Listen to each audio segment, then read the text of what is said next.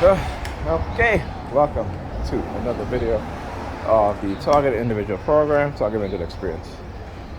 Just dropped my daughter off from school, nice and early, and hopefully my son has already left the house when I get back. So try to get him out the house early as possible, and you know. So I think first week of school, kids get to school early. They're not late. Excuse me, I had to sneeze. Wow. So anyhow,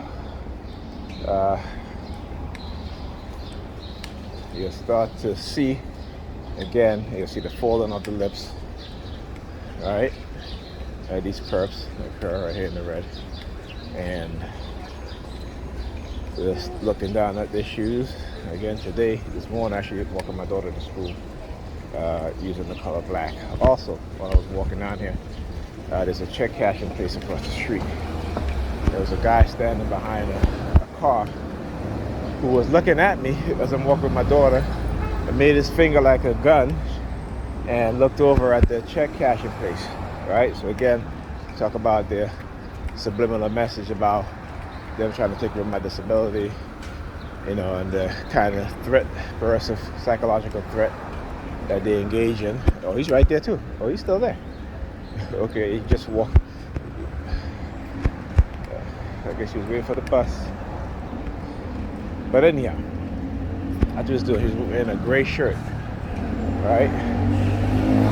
So, check cash place over there across the street. All right? Yeah. So, woman walked by, she got close to me, started smiling. Yeah, I know the tricks they use to try to get me to not record any such videos. All sorts of manipulative tactics that they engage in, right? All to deter you as a TI or me as a TI from documenting what it is that they're doing, right? So one of the things that you also start to see them do when you are recording or you are exposing them, again, is to try to make you feel like because you recognize you're targeted, because you recognize the psychological operations. And again, these are things that you cannot avoid because, again, it's a direct attack on your mind. Particularly when they use drugs as a means to soften up the mind, to make it easily conditioned, right? And they'll try. They'll continue trying, even after you spend decades figuring out what it is that they do. Because the tactics and methods never change, for the most part, right? There is I talk about the coercive persuasion programming, the criterias, which is I think it's about 7 criterias, and then we have Robert J. Lifton's 8 criterias of thought reform, right? Both programs are very similar. Right? Yeah, as I was walking my daughter to school, this young lady here, maybe a young girl, I'm not quite sure. Didn't really quite see her face too much. Of course, she turns on the block that Pam lives on. The woman was walking. She didn't cut. She was not walking on this block.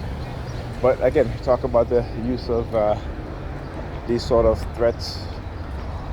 Right, particularly as a man, using young women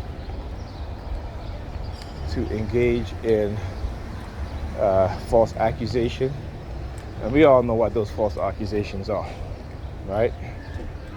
Remember, one of the things in a coercive persuasion program is when you staring at the shrubs, right? Yeah, it's green. Yeah. Anyhow, so we all know what certain types of labeling is. The funny thing about it too, I keep saying, particularly as a black person, is that we as black people have been conditioned with this extreme sense of anger when it comes to certain things, particularly if it's done by a black man, right?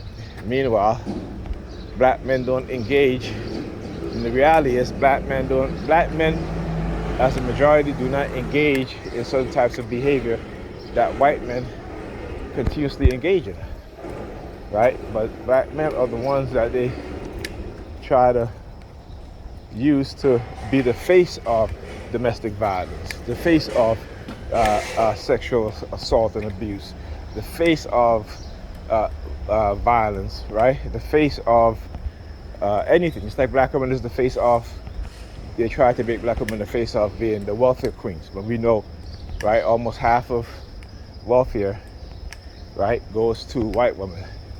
So we know that. So there's always been an attack on the truth when it comes to black people and putting us as the perpetrators or the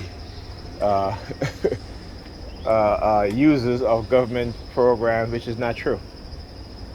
Black people make up 18% of those that receive welfare.